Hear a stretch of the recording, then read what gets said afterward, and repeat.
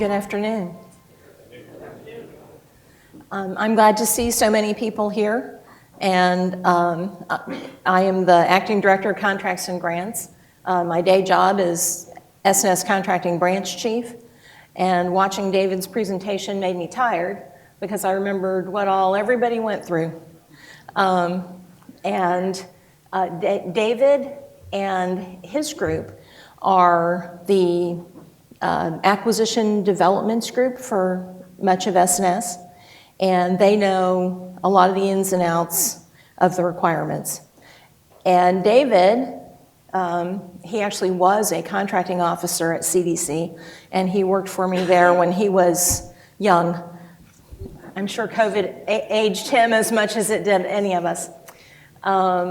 We worked in tandem, and I'm kind of talking off book right now, but I have to say that the group at Stockpile is the hardest working group of people that I've ever worked with, and we work very, very hard on the contract side. They work very, very hard on the S&S side, and in 2020, there was no such thing as a weekend. Everybody was working 7 days a week. Now, my group is the contracting officers, and I have several of these extremely hard-working contracting officers here.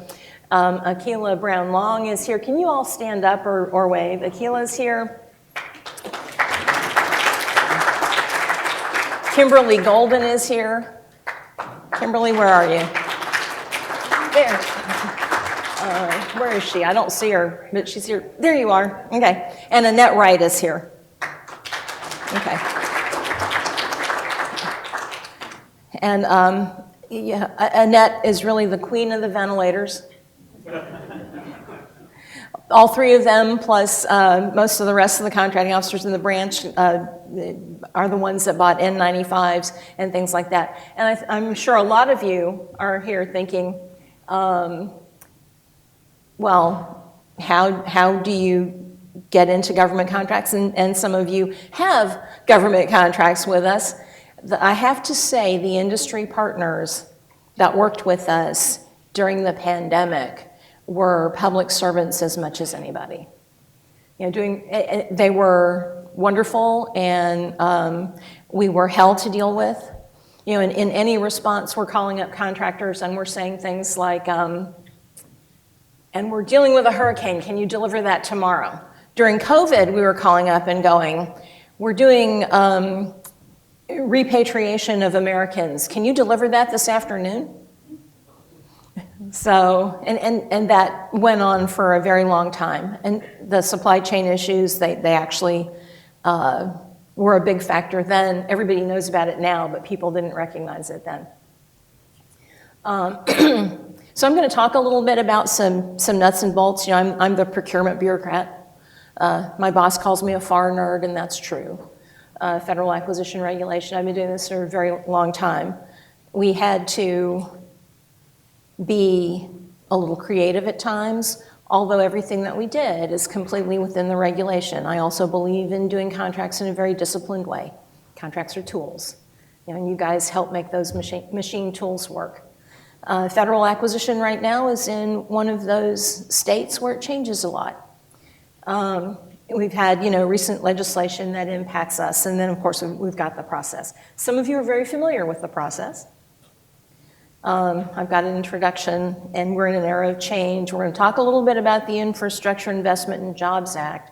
They kind of turned that into an omnibus bill, and they stuck a Buy PPE in America Act bill kind of in it instead of making it a separate bill. And we've got the federal acquisition process, which the federal acquisition process has actually been very similar for decades and decades.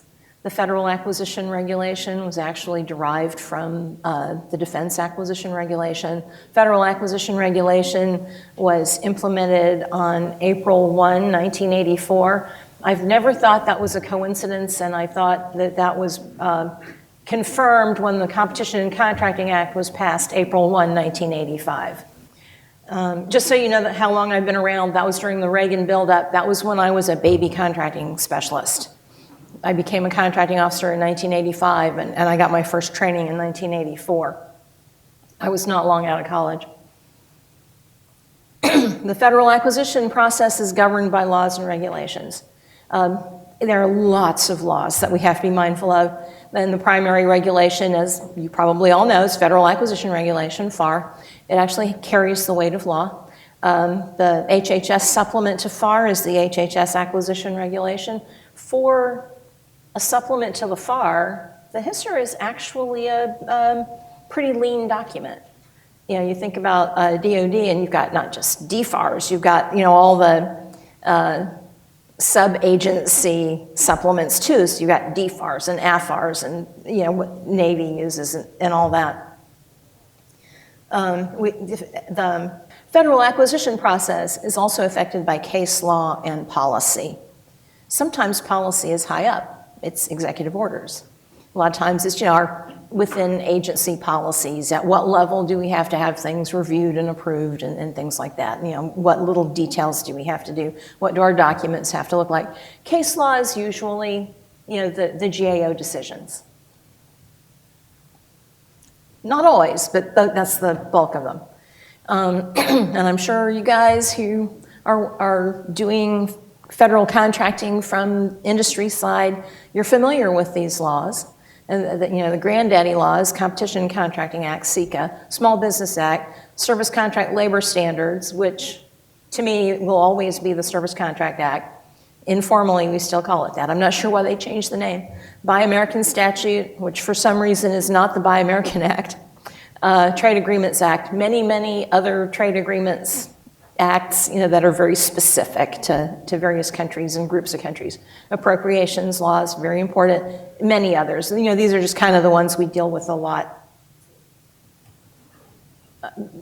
As I said, federal acquisition process is currently being affected by many changes. I double-checked last night. Even though the most recent FARFAC is labeled 2022-08, one of them is not there. They must have intended to issue one and it didn't. So there were 7 changes to the FAR in FY 2022. And the very last one was FARFAC 2022-08, issued on September 23rd, 2022. And I'm sitting there looking at that date and I'm going, wonder how many of the contracting officers government-wide, if there was a change to a clause, did we even catch that? Probably not. Whenever they issue a FAR change at the end of September, I'm thinking, you couldn't have waited till October? It's easier now. Back when I was a young contracting officer, we had big D-ring binders full of FARs, 2 of them, and we would usually get FARFACs twice a year, and we'd have to interleave the new pages. Now, you know, word processing software, they're up there at the FAR Council just changing things every other month. There are several executive orders that have impacted contracts lately. There's always some.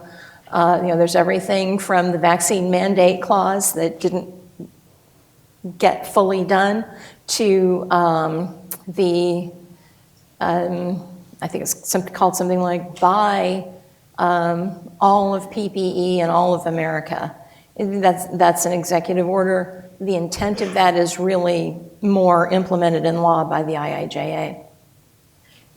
Laws get updated. The biggest change to the FAR happened with FAR case 2018-18, which implemented a section of the John McCain Defense Appropriations Act, and it affected all kinds of sections if you looked at it. This is actually FARFAC 2022-01. And it changed so much because it updated the definition of commercial item. The changes were actually kind of small, but it impacted FAR Part 25, which has the Buy American statute in it, and it impacted FAR Part 12 and 13 and all kinds of other sections. FAR Part 2, which has the definitions in it. So it has a lot of changes, but the meaningful change to our process was pretty small. It was a tweak. And one of the laws that affects us a lot right now that was passed is the Infrastructure Investment and Jobs Act, IIJA. IIJA does not cover all of the federal government. It covers 3 secretaries, DHS, HHS, and VA. Some people do realize and some don't, the FAR doesn't cover the entire federal government. It covers all of the executive branch, covers DOD, but it doesn't cover, for example, Department of Justice. They have their own regulations, and I happen to know the woman who rewrote the Department of Justice's policies, about a decade ago. She's retired now. And of course, what did she do for simplicity? She looked at what the FAR said and adjusted it to what they needed, but made it shorter, which was smart. She was the head of policy for DOJ at the time. The IIJA specifically covers personal protective equipment.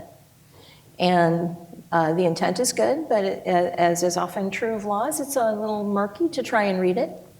And we're trying to deal with it. And it does say PPE must be made in America.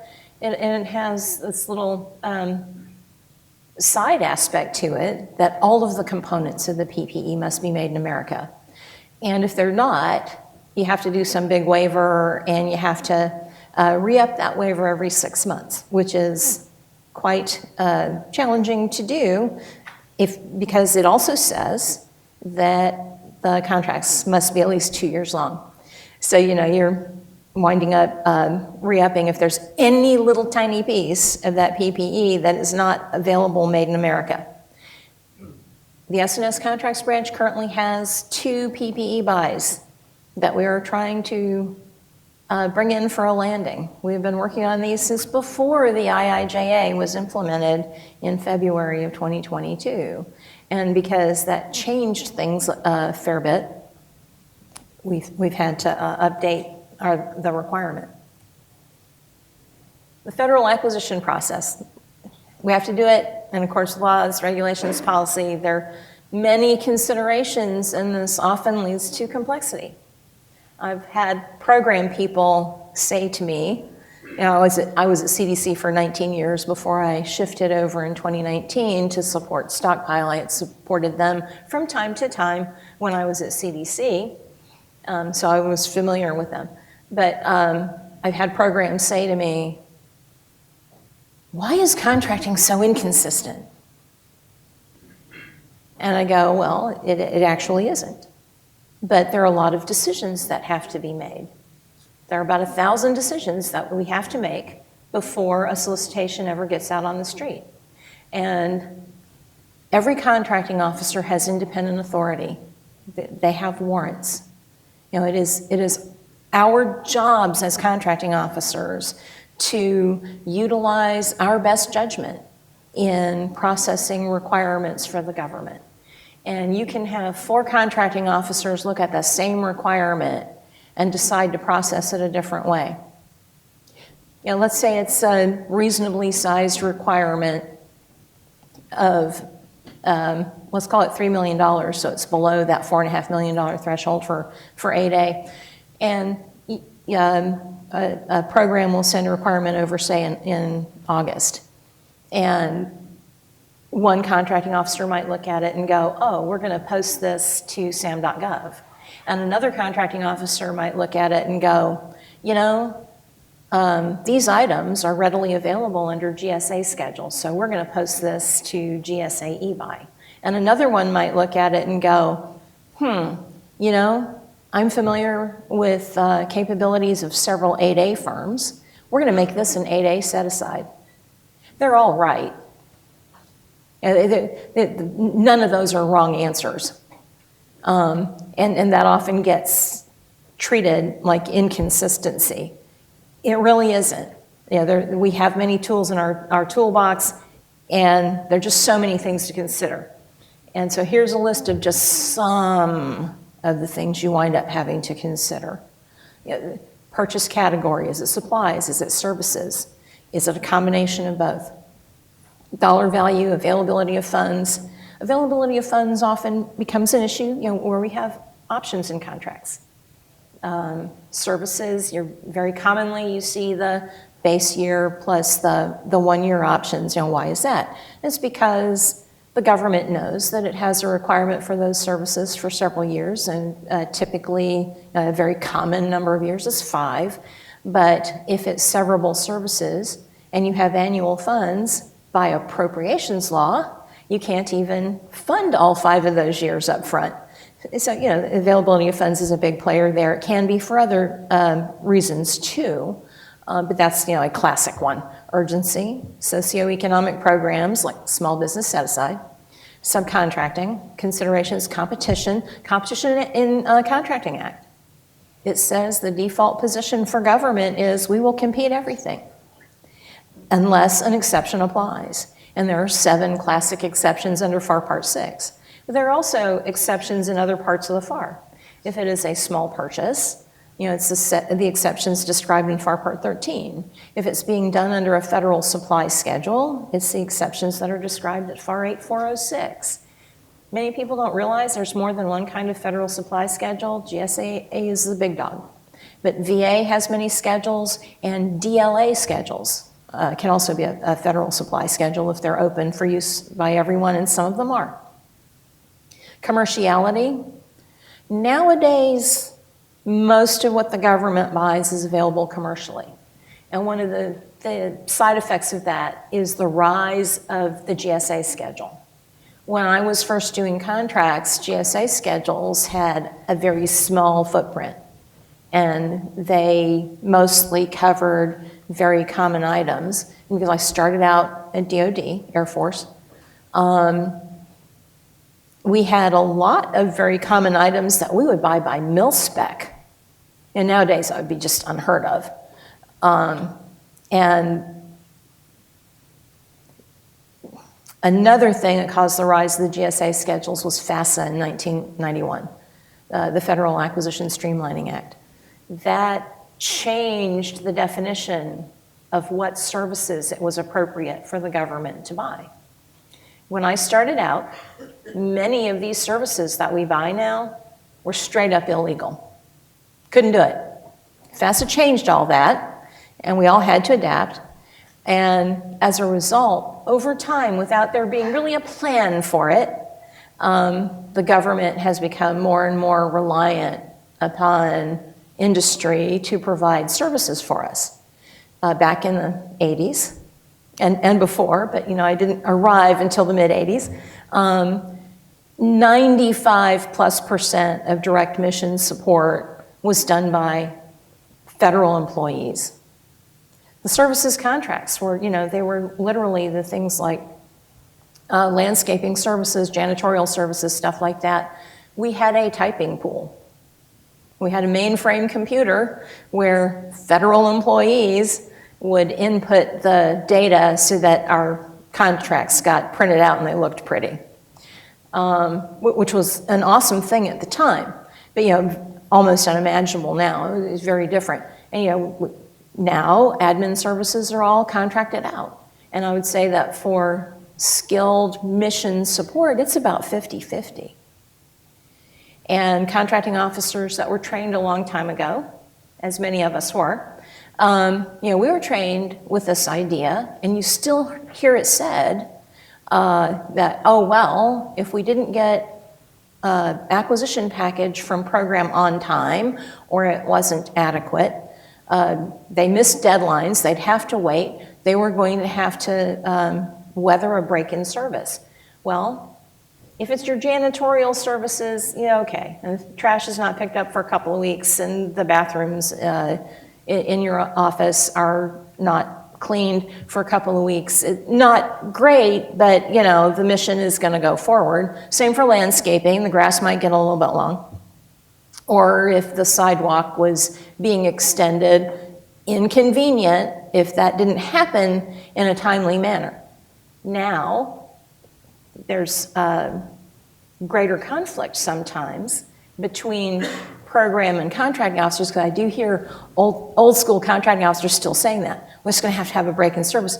And programs are going, we can't. And really, they can't. And this was done without a plan, so there's a lot of people who don't even recognize that this is an issue. And so what do? We come to you guys in industry, and we go, and we need your quote in a week. And y'all are like, oh Lord. I can't tell you how many vendors have said to me, you ruined my Christmas holiday. You made it where I couldn't do anything on July 4th. And I'm like, really? Well, I was working July 4th too. I was working Christmas. Okay. I realize, this is a problem on all sides. It impacts you too. Market research, who the sources are. If we have a lot of sources, that's great. And contract type. Contract type classically means, is it fixed price? Is it cost type? Is it time and materials? With the rise of the GSA schedules and the VA schedules, almost everything now is fixed price and time and materials. There are young contract specialists who have never processed a cost type contract. That was all we did. I still know how to do those old pricing memos with all of the elements and breaking them out and all of that. Cost type contracts are still important, but the way things have evolved, they just get used a lot less. And GSA schedules don't allow that. It has to be fixed price or time and materials. I have had contract specialists who were fairly new, or even some who'd been around a while, who would be doing a complicated order under a GSA schedule, and they would have something that needed to be reimbursed, possibly transportation. Sometimes it's travel. And I would get the draft solicitation, and it would say, for the main work, fixed price, and for the transportation and travel, it would say cost type line item. And I go, well, you can't do this, or you have to put in all of the cost type clauses. What you have to do in that case is make it time and materials, because FAR 52-212-4, which is kind of, that omnibus clause with the basic commercial stuff in it, has an alternate one for time and materials. And if you read it, which these long clauses, sometimes people don't read them, but it's important to actually know what they say. It treats those time and materials things that would be like transportation or travel, it treats them just like reimbursable, but then you don't have to put in 28 other clauses. You just put in that one alternate. And those are complexities, those are misconceptions. Contract type, it's mostly that. That's the classic definition of it, and that's how FAR treats it. The contract type also in an informal way can mean, is it a FAR Part 12 commercial contract? Is it a FAR Part 15 negotiated contract? Is it an IDIQ contract? So in an informal way, there are many, many contract types. Acquisition mechanisms is what I kind of got ahead of myself. Contracts, purchase orders, task delivery orders. All of these are issued to acquire goods or services for the direct benefit of or for the use of the government. If it is for a public purpose, it is a grant.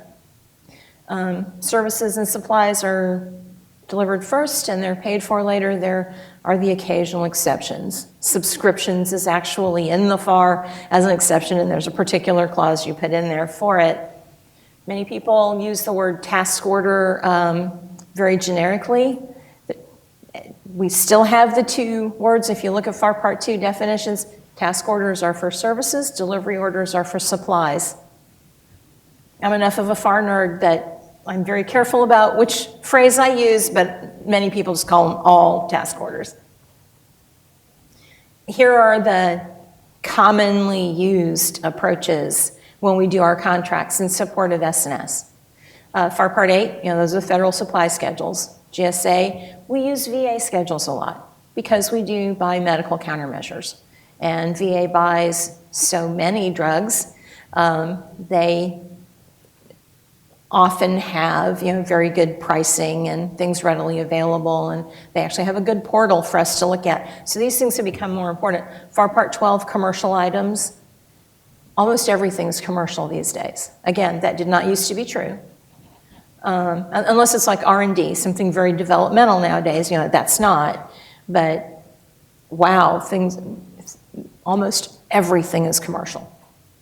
Simplified acquisition procedures if it's below $250,000. If there is a response that goes up, and because that has changed, I don't remember the current amount. It used to be $750,000. Thresholds are one of the things that changed in the FAR earlier this year. My ability to quote FAR is no longer useful. They change it too much. I used to be able to quote long passages, and now I don't bother. I just know what part it's in. FAR Part 15, negotiated procurements. Not as common as they used to be. A lot of FAR Part 12 and FAR Part 8 requirements now. FAR Part 16, IDIQs, and we do a lot of delivery orders and some task orders. Indefinite delivery, indefinite quantity contracts are very useful. You know, we can issue the umbrella contract, and as needs arise, we can order additional medical countermeasures or med-surg supplies, other types of services or supplies under them. We also do BPAs under GSA schedules. There is a principle that says that you don't do an IDIQ contract underneath an IDIQ contract, but a BPA under GSA schedules kind of sort of functions like that. They're a little bit simplified from an IDIQ contract, but functionally they have a lot of the same things. There's actually history to that. There was a lot of controversy when the FAR was being put into place. And, you know, the FAR Council is DOD, GSA, and VA, the ones who buy the most. And one of the issues when FAR was being put into place is the other agencies wanted the GSA process to be under FAR Part 16. And GSA went, nope. We've been doing things our way for 100 years, and if we don't get to keep our processes, we're just not going to adopt the FAR. Well, that would have made the whole thing fall apart. So they got their own section of the FAR. So they have things that are just a little different. And, you know, that is ancient history, but it still affects how we do contracting today. So it's interesting to me how these little things that happened a long time ago for, you know, esoteric little reasons have shaped how we do things. I actually got trained on the DAR, the Defense Acquisition Regulation, but it was easy to adapt to the FAR because even the numbering of the sections was largely the same. FAR Part 8, you know, there was no corresponding part of the DAR. I don't remember what that was in DAR. Didn't ever use it that much. But you know, they got their own section. And we do small business programs, set-asides, 8A, set-asides, direct 8A awards, Native American, it all depends. And these are the things that we use a lot. There are other parts of the FAR. There are other things you can do. You can do R&D contracts. Every once in a while, Stockpile does a development contract. Not so much, because of the nature of their mission. You know, the nature of their mission is very concrete. They are buying stuff and stockpiling it in order for the government to be able to respond quickly to a public health event, to an emergency. And you know, that's a very concrete kind of thing to do.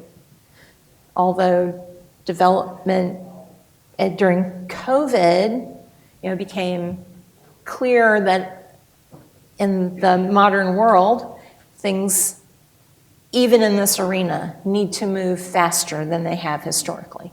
So development may grow over time, but the basic mission of Stockpile is still very concrete, kind of very old school.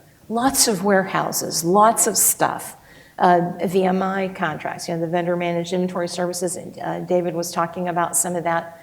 And that's sort of a